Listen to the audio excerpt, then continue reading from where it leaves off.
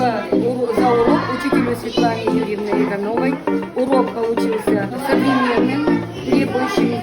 Дети показали хорошие знания и воплощают их в жизнь. Урок понравился и детям, и учителям. Здравствуйте, я как молодой учитель хотела бы поблагодарить Светлану Юрьевну и второй Д-класс. Они большие молодцы. Урок был своеобразный, очень интересный. Я много чего для себя взяла, мне очень понравилось. Спасибо. Сегодня на уроке мы узнали, как решать задачи с двумя действиями. Сегодня мы узнали на уроке, как решать задачи. Очень интересно. Сегодня мы узнали новые слова. Урок Инны Александровны прошел в очень хорошем темпе с познавательной деятельностью учащихся. Они были очень разнообразны. Это и мозговой штурм, это и горящий стол, это и формула ПОПС, по которой работали ученики, это и тестирование. То есть за урок было выполнено очень много работ. Сегодня на уроке литературы мы проходили образ персонажей произведения